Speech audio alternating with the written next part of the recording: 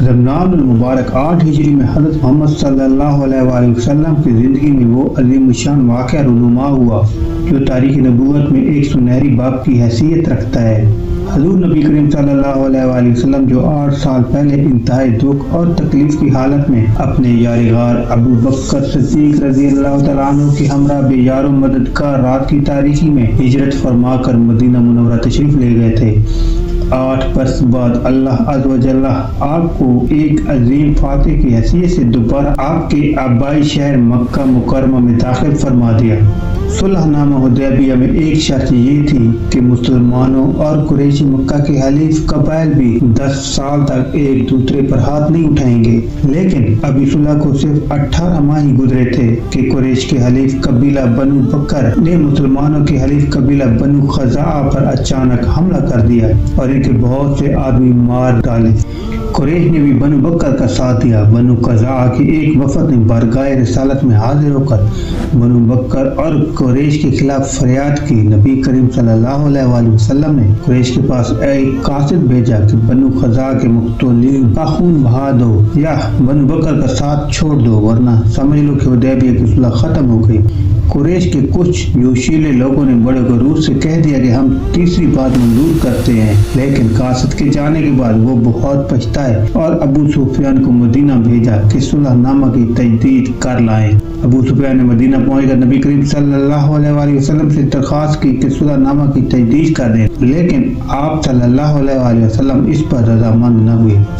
آپ کے بعد ابو بکر صدیق رضی اللہ تعالیٰ عنہ کے پاس گئے اور ان سے استدعا کی کہ آپ اس معاملے میں حضور سے سفارش کریں، لیکن آپ نے بھی صاف جواب دے دیا۔ وہ کچھ اور صحابہ سے ملے لیکن کسی نے سفارش کی حامی نہ بھری تو ابو سفیان معاہدہ کی یک طرفہ تجدید کر کے واپس چلا گیا۔ جب ابو سفیان ناکام ہو کر واپس لوٹ گیا تو حضور نبی کریم صلی اللہ علیہ وآلہ وسلم نے صحابہ کرام کو جنگ کی تیاری کا حکم دیا اور اس مقصد کے لیے اپنے تمام حلیف قبائل کو بھی حکم نامے بھیجے۔ کسی بھی صحابی نے حضور نبی کریم صلی اللہ علیہ وآلہ وسلم سے پوچھنے کی ہمت نہ کی کہ وہ کس سے جنگ کی تیاری کا حکم دے رہے ہیں، یہاں تک کہ حضور نے بھی کسی صحابی حتیٰ کہ اپنے رازدان سیدنا ابو بکر صدیق رضی اللہ تعالیٰ عنہ سے بھی اس بات کا ذکر نہ کیا کہ وہ کس سے جنگ کرنا چاہتے ہیں۔ ایک دن سیدنا ابو بکر صدیق اپنی صاحبزادی ام المومنین عائشہ صدیقہ رضی اللہ تعالیٰ عنہ کے پاس گئے تو ام المومنین ہتھیار نکال رہی تھی۔ آپ نے اپنی صاحبزادی سے حضور کے فرمان کے بارے میں دریافت کیا تو انہوں نے بھی لا علمی کا اظہار کر دیا۔ تمام تیاریاں خاموشی کے ساتھ ہوتی رہیں۔ 10 رمضان المبارک 8 ہجری کو حضور صلی اللہ علیہ وآلہ وسلم اپنے 10,000 جانشینوں کے ساتھ مکہ مکرمہ کی طرف روانہ ہوئے۔ جب لشکر اسلام مقام حجفہ پہنچا تو نبی کریم صلی اللہ علیہ وآلہ وسلم نے لشکر کو خیمہ دان ہونے کا حکم دیا۔ اسی مقام پر حضور کے چچا سیدنا عباس بن عبد المطلب رضی اللہ تعالیٰ عنہ جو بعض وجوہات کی بنا پر حضور کی مرضی سے مکہ میں قیام پذیر تھے، اپنے اہل عیال کے ساتھ حضور کی خدمت اقدس میں حاضر ہوئے اور لشکر اسلام میں شامل ہو گئے۔ امام بیہقی نے ابو سفیان کے بارے میں ابو بکر صدیق کا ایک خواب بیان کیا ہے کہ صبح سویرے سیدنا ابو بکر صدیق رضی اللہ تعالیٰ عنہ نبی کریم صلی اللہ علیہ وآلہ وسلم کی خدمت میں حاضر ہوئے اور عرض کی کہ اے اللہ کے رسول صلی اللہ علیہ وآلہ وسلم، میں نے آج یہ خواب دیکھا ہے کہ ہم آپ کی میت میں مکہ کے قریب پہنچ گئے۔ اچانک مکہ سے ایک کتیا بھونکتی ہوئی نکلی، ہم اس کے قریب ہوئے تو وہ پیٹھ کے بل زمین پر لیٹ گئی اور اس کے وجود سے دودھ بہنے لگا۔ رسول اکرم صلی اللہ علیہ وآلہ وسلم نے فرمایا، اہل مکہ کی قوت دم توڑ چکی ہے، وہ اب اپنا دودھ پیش کر رہے ہیں، وہ اپنی رشتہ داریوں کے دامن میں پناہ لینے پر مجبور ہو گئے ہیں۔ ان میں سے اب کئی لوگ اب تم سے ملنے والے ہیں، اگر تمہاری ملاقات ابو سفیان سے ہو تو اسے قتل نہ کرنا۔ سرداران قریش کو جب حضور کی آمد کی اطلاع ملی تو انہوں نے تحقیق کے لیے ابو سفیان کو بھیجا۔ جب ابو سفیان نے لشکر اسلامی کا جائزہ لیا تو وہ اتنا عظیم شان لشکر دیکھ کر حیران رہ گیا۔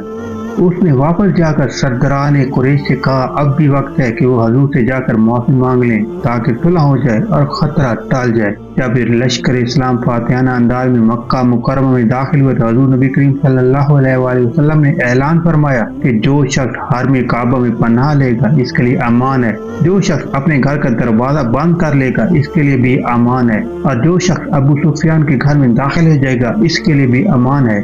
حضور نبی اکرم صلی اللہ علیہ وآلہ وسلم جس وقت مکہ مکرمہ میں داخل ہوئے تو آپ اپنی اونٹنی قصوہ پر سوار تھے۔ یہ وہی اونٹنی تھی جو ہجرت کی رات آپ نے ابو بکر صدیق رضی اللہ تعالیٰ عنہ سے خریدی تھی۔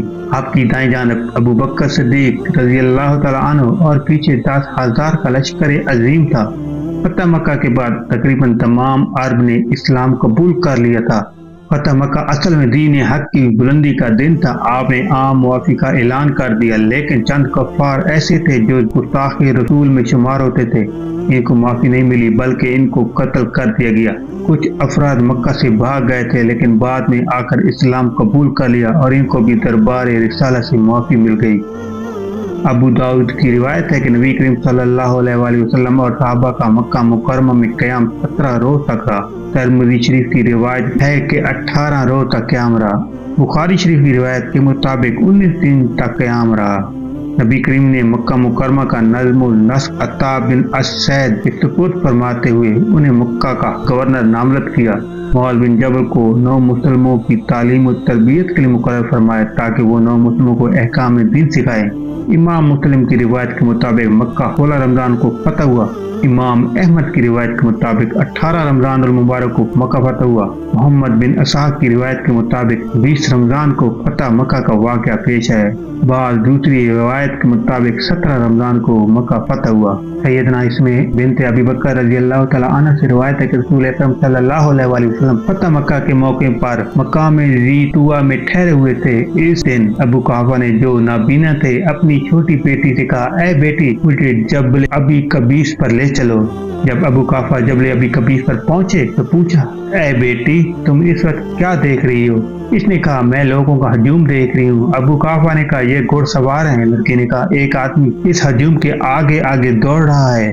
ابو قحافہ کہنے لگا، بیٹی یہ گھوڑ سواروں کا قائد ہے۔ تھوڑی دیر بعد لڑکی نے کہا، سارے گھوڑ سوار بکھر گئے ہیں۔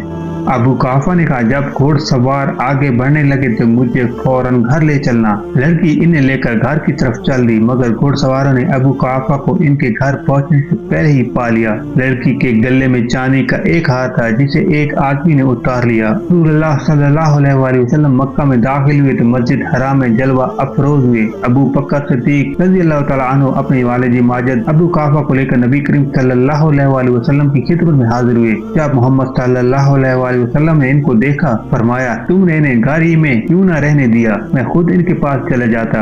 حضرت ابو بکر صدیق رضی اللہ تعالیٰ عنہ کہنے لگے، اے اللہ کے رسول صلی اللہ علیہ وآلہ وسلم، میرے والد اس بات کے مستحق تھے کہ وہ آپ کی خدمت میں چل کر آتے بجائے اس کے کہ آپ ان کے پاس تشریف لے جاتے۔ رسول اللہ صلی اللہ علیہ وآلہ وسلم نے انہیں اپنے سامنے بٹھا لیا، پھر آپ نے اپنا دست مبارک ان کے سینے پر پھیرا اور فرمایا، مسلمان ہو جائیے۔ ابو قحافہ فوراً مسلمان ہو گئے۔ سیدنا اسماء رضی اللہ تعالیٰ عنہ کہتی ہیں کہ جب میرے والد ابو بکر صدیق رضی اللہ تعالیٰ عنہ اپنے والد ابو قحافہ کو رسول اللہ صلی اللہ علیہ وآلہ وسلم کے پاس لے کر گئے تو ان کے سر کے بال سفید تھے۔ رسول اللہ صلی اللہ علیہ وآلہ وسلم نے ابو بکر صدیق رضی اللہ تعالیٰ عنہ سے فرمایا، ان کے بالوں کا رنگ بدل دیجیے۔ پھر سیدنا ابو بکر اپنی بہن کا ہاتھ تھام کر کھڑے ہو گئے اور پوچھنے لگے، میں اللہ تعالیٰ اور اسلام کا واسطہ دے کر کہتا ہوں کہ میری بہن کا ہار کس کے پاس ہے؟ کسی نے بھی کوئی جواب نہیں دیا تو سیدنا ابو بکر صدیق رضی اللہ تعالیٰ عنہ نے اپنی بہن سے کہا، اے میری بہن، اپنے ہار کے بدلے ثواب کی امید رکھ، کیونکہ آج امانتوں پر لوگوں کی توجہ نہیں، یعنی جیش کی کثرت اور لوگوں کے انتشار کی وجہ سے کسی پر ذمہ داری نہیں ڈالی جا سکتی۔ امید کرتے ہیں آپ کو ہماری آج کی یہ ویڈیو پسند آئی ہوگی۔ مزید اچھی ویڈیو کو دیکھنے کے لیے اور حضرت ابو بکر صدیق کی سیریز کی اگلی قسط دیکھنے کے لیے ہمارے اس چینل کو سبسکرائب کر لیں۔ اپنا خیال رکھیے گا۔ اللہ حافظ۔